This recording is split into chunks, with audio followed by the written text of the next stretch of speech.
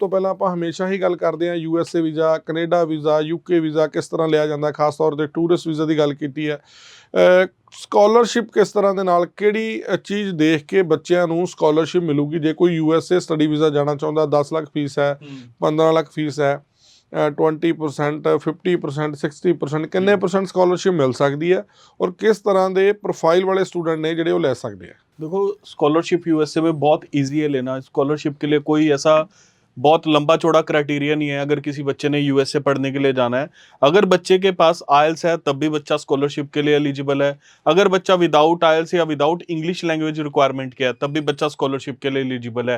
मैंने बच्चों को 80% तक यूनिवर्सिटी से स्कॉलरशिप लेकर दी है। 30 से 40% की स्कॉलरशिप आम है जो बच्चों को मिल जाती है। $37,000 एक यूनिवर्सिटी की फीस है, उसमें से बच्चे को $27,000 की हमने साल की स्कॉलरशिप लेकर दी है।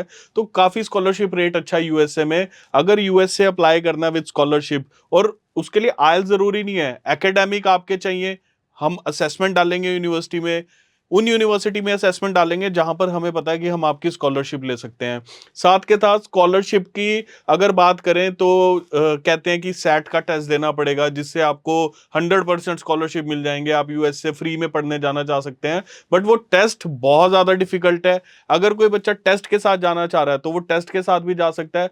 सो विदाउट टेस्ट बच्चे को हम स्कॉलरशिप लेकर दे सकते हैं। अगर यूएसए जाना चाह रहे हैं और आप चाह रहे हैं कि स्कॉलरशिप जाए, उसके लिए आपको लोकेशन प्रेफरेंस भी छोड़ने की जरूरत नहीं है, उसके लिए आपको कॉलेज यूनिवर्सिटी भी छोड़ने की जरूरत नहीं है।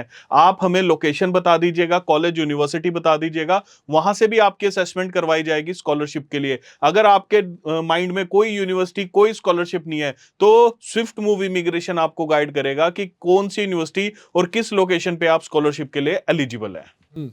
ਬਿਲਕੁਲ। ਜੇਕਰ ਤੁਸੀਂ USA ਸਟੱਡੀ ਵੀਜ਼ਾ ਬਾਰੇ ਕੋਈ ਵੀ ਜਾਣਕਾਰੀ ਲੈਣਾ ਚਾਹੁੰਦੇ ਹੋ, ਬਹੁਤ ਸਾਰੇ ਸਵਾਲ ਤੁਹਾਡੇ ਹੋਣੇ ਆ ਕਿਉਂਕਿ ਹਰੇਕ ਬੱਚੇ ਦੀ ਪ੍ਰੋਫਾਈਲ ਅਲੱਗ ਹੁੰਦੀ ਹੈ, ਤਾਂ ਸਕਰੀਨ ਤੇ ਆ ਰਹੇ ਨੰਬਰ ਤੇ ਕਾਲ ਕਰ ਸਕਦੇ ਹੋ। ਸ਼ੋਅ ਤੋਂ ਬਾਅਦ ਵੀ ਤੁਸੀਂ ਕਾਲ ਕਰ ਸਕਦੇ ਹੋ। ਬਹੁਤ ਸਾਰੇ ਹੋਰ ਵੀ ਤੁਹਾਡੇ ਸਵਾਲ ਹੁੰਦੇ ਆ। ਪੇਰੈਂਟਸ ਨੂੰ ਨਾਲ ਲੈ ਕੇ ਤੁਸੀਂ ਮਿਲਣਾ ਚਾਹੁੰਦੇ ਹੋ, ਫੇਸ 7 ਮੋਹਾਲੀ ਆ ਕੇ ਤੁਸੀਂ ਕਰਨ ਸਰ ਨੂੰ ਮਿਲ ਸਕਦੇ ਹੋ, ਉਹਨਾਂ ਦੀ ਟੀਮ ਨੂੰ ਮਿਲ ਸਕਦੇ ਹੋ। ਜੇਕਰ ਤੁਸੀਂ ਸਵਿਫਟ ਮੂਵ ਦਾ ਜਿਹੜਾ ਫੇਸਬੁੱਕ ਜਾਂ ਇੰਸਟਾ ਪੇਜ ਦੇਖਦੇ ਹੋ ਤਾਂ ਆਏ ਦਿਨ ਤੁਹਾਨੂੰ ਕੋਈ ਨਾ ਕੋਈ ਵੀਜ਼ਾ ਲੱਗਿਆ ਹੋਇਆ, ਇਹਦਾ ਜਿਹੜੀ ਵੀਡੀਓ ਪੈਂਦੀ ਹੈ, ਬੱਚਿਆਂ ਦੇ ਨਾਲ ਗੱਲ ਹੁੰਦੀ ਹੈ ਕਿ ਕਿਸ ਤਰ੍ਹਾਂ ਦੇ ਨਾਲ ਉਹਨਾਂ ਦਾ ਐਕਸਪੀਰੀਅੰਸ ਰਿਹਾ, ਤੁਸੀਂ ਉਹਨਾਂ ਦੀ ਜ਼ਬਾਨੀ ਵੀ ਸੁਣ ਸਕਦੇ ਹੋ। ਨਾਲ ਦੇ ਨਾਲ ਨਵੀਆਂ ਅਪਡੇਟਸ ਵੀ ਤੁਸੀਂ ਉੱਥੋਂ ਲੈ ਸਕਦੇ ਹੋ। ਸਰ, ਜਿਵੇਂ ਤੁਸੀਂ ਹੁਣ ਸਕਾਲਰਸ਼ਿਪ ਦੀ ਗੱਲ ਕੀਤੀ ਹੈ ਨਾ, ਤੇ ਨਾਲ ਦੀ ਨਾਲ ਜੇ ਆਪਾਂ ਕੋਰਸ ਦੀ ਗੱਲ ਕਰੀਏ, ਜਦੋਂ ਸਟੂਡੈਂਟ ਨੇ ਵਿਦੇਸ਼ ਜਾਣਾ, USA ਜਾਣਾ +2 ਤੋਂ ਬਾਅਦ, ਉਹਨੂੰ ਪਤਾ ਨਹੀਂ ਹੁੰਦਾ ਕਿਸ ਤਰ੍ਹਾਂ ਦੇ ਕੋਰਸ ਲੈ ਕੇ ਅਸੀਂ ਜਾ ਸਕਦੇ ਹਾਂ, ਤੇ ਕਿਹੜੇ ਕਿਹੜੇ ਇਸ ਤਰ੍ਹਾਂ ਦੇ ਕੋਰਸਿਸ ਅਵੇਲੇਬਲ ਹੈਗੇ ਆ ਜਿਨ੍ਹਾਂ ਨੂੰ ਲੈ ਕੇ ਸਟੂਡੈਂਟ ਵਧੀਆ ਤਰੀਕੇ ਦੇ ਨਾਲ ਉੱਥੇ ਜਾ ਕੇ ਪੜ੍ਹਾਈ ਵੀ ਕਰ ਸਕਦੇ ਔਰ ਕਮਾਈ ਵੀ ਕਰ ਸਕਦੇ ਹੋ? देखिए, कोर्स तो मैं हमेशा से कहता हूं कि आप साइंस, टेक्नोलॉजी, इंजीनियरिंग, मैथमेटिक्स इसके रिलेटेड कोर्स लेकर जाओ, जिससे एक तो हम वीज़ा बहुत इजीली अचीव कर सकते हैं आपका। दूसरा, जब आप यूएसए जाएंगे तो आपको ओपीटी सीपीटी लेने में, ऑप्शनल प्रैक्टिकल ट्रेनिंग और करिकुलम प्रैक्टिकल ट्रेनिंग लेने में बहुत ईजी होता है अगर आप स्टेम एक्सटेंशन का कोर्स लेकर जा रहे हैं। बट कई बच्चे मेरे पास ऐसे आते हैं जो आर्ट्स की होती है, जिन्होंने +2 में, आर्ट्स के बाद स्टेम एक्सटेंशन में कौन सा कोर्स ले सकते हैं, कॉमर्स के बाद स्टेम एक्सटेंशन में कौन सा कोर्स ले सकते हैं। क्योंकि अगर मैं स्टेम की बात करूं, साइंस, टेक्नोलॉजी, इंजीनियरिंग, मैथमेटिक्स, कहीं ना कहीं ये सिर्फ मेडिकल और नॉन मेडिकल बच्चों के लिए देखा जाता है, बट ऐसा नहीं है। अगर कोई बच्चा आर्ट्स या कॉमर्स बैकग्राउंड का बच्चा है, वो स्टेम एक्सटेंशन के कोर्स में जाना चाह रहा है, तो यूएसए के कॉलेजेस और यूनिवर्सिटीज ने उनके लिए भी कोर्सेज डिजाइन किए हैं, जैसे bachelor in science in business administration, bachelor in science के साथ आप किसी भी कोर्स को कोलैबोरेट करके यूएसए में जा सकते हैं, जहां पर आप स्टेम एक्सटेंशन अपनी ले सकते हैं। साथ के साथ अगर बात की जाए कि कौन से कोर्सेज में स्कॉलरशिप अवेलेबल है या कौन सा कोर्स बच्चे के लिए ज़्यादा बेनिफिशियल है, हमेशा बच्चे के लिए वो कोर्स बेनिफिशियल है। सबसे पहला, बच्चे की चॉइस क्या होनी चाहिए।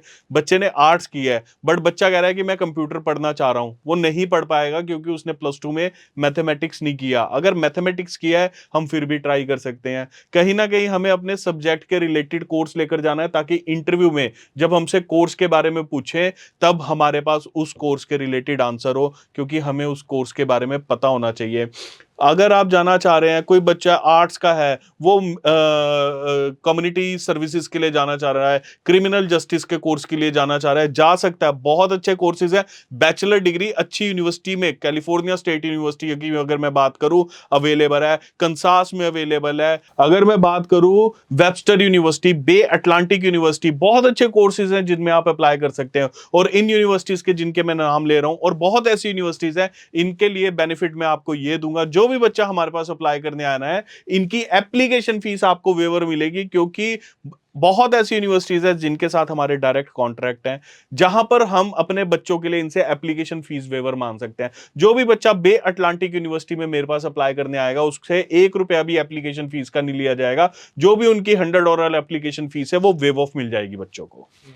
ਬਿਲਕੁਲ ਇਸ ਤਰ੍ਹਾਂ ਦੇ ਨਾਲ ਤੁਸੀਂ ਸਕਾਲਰਸ਼ਿਪ ਲੈ ਸਕਦੇ ਹੋ ਔਰ ਚੰਗੇ ਯੂਨੀਵਰਸਿਟੀ ਕਾਲਜਾਂ ਦੇ ਵਿੱਚ ਜਿਹੜਾ ਐਡਮਿਸ਼ਨ ਲੈ ਕੇ ਕੋਰਸਿਸ ਕਰਕੇ ਆਪਣੀ ਜਿਹੜਾ ਕੈਰੀਅਰ ਹੈ ਉਸ ਨੂੰ ਵਧੀਆ ਤਰੀਕੇ ਦੇ ਨਾਲ ਆਪਣਾ ਫਿਊਚਰ ਨੂੰ ਬ੍ਰਾਈਟ ਕਰ ਸਕਦੇ ਹੋ। ਹੋਰ ਬਹੁਤ ਸਾਰੇ ਤੁਹਾਡੇ ਮਨਾਂ ਦੇ ਵਿੱਚ ਸਵਾਲ ਹੋਣਗੇ, ਉਸ ਦੇ ਲਈ ਤਾਂ ਹੀ ਨੰਬਰ ਜਿਹੜਾ ਡਿਸਪਲੇ ਹੋ ਰਿਹਾ ਤੁਸੀਂ ਇਸ 'ਤੇ ਕਾਲ ਕਰ ਸਕਦੇ ਹੋ। ਸਰ ਬਹੁਤ ਸਾਰੇ ਸਟੂਡੈਂਟ ਇਸ ਤਰ੍ਹਾਂ ਦੇ ਆ ਜਿਨ੍ਹਾਂ ਦਾ ਨਾ ਰਿਫਿਊਜ਼ਲ ਆ ਜਾਂਦੀ ਹੈ, ਚਾਹੇ ਕੈਨੇਡਾ ਤੋਂ, ਹੁਣ ਆਸਟ੍ਰੇਲੀਆ ਤੋਂ ਬਹੁਤ ਸਾਰੀਆਂ ਰਿਫਿਊਜ਼ਲਾਂ ਆ ਰਹੀਆਂ ਨੇ, ਉਹ ਕੀ USA ਦਾ ਸਟੱਡੀ ਵੀਜ਼ਾ ਲੈ ਸਕਦੇ ਆ?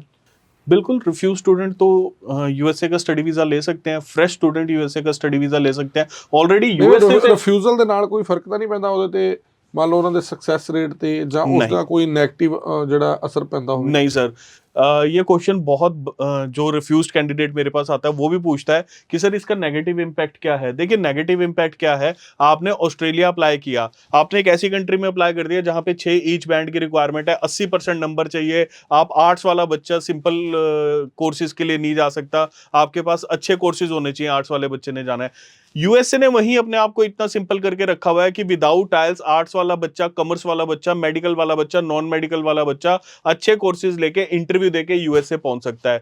हम यूएसए जब आपका फॉर्म भरेंगे, एम्बेसी को बिल्कुल बताएंगे कि आप एक बार रिफ्यूज्ड हो चुके इस कंट्री से।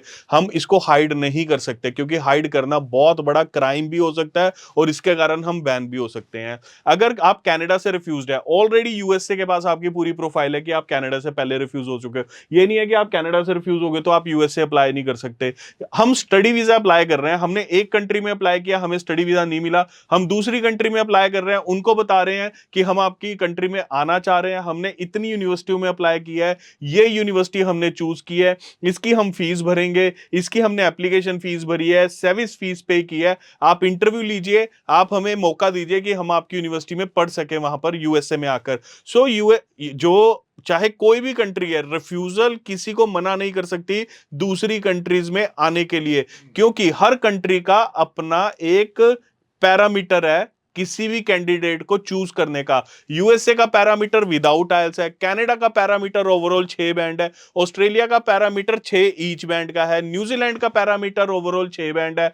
फंडिंग की मैं बात करूं, 1 दिन पुरानी फंडिंग चाहिए, कनाडा में कोई फंडिंग नहीं चाहिए, ऑस्ट्रेलिया में फंडिंग चाहिए, न्यूजीलैंड में फंडिंग चाहिए। सो पैरामीटर जो सेट कर दिए गए हैं, जब बच्चा उस पैरामीटर को पूरा नहीं करता तब वो रिफ्यूज्ड होता है, और दूसरी कंट्री में जब वो पैरामीटर फिट बैठ जाते हैं तो वो उस कंट्री से रिफ्यूजल नहीं लेता। तो रिफ्यूजल से कभी ना घबराएं, जिस कंट्री में आप अप्लाई कर रहे हैं उस कंट्री के पैरामीटर पूरे कीजिए, उसकी रिक्वायरमेंट पूरी कीजिए, कॉलेज यूनिवर्सिटी की रिक्वायरमेंट पूरी कीजिए, आपको वीजा से कोई नहीं रोक पाएगा।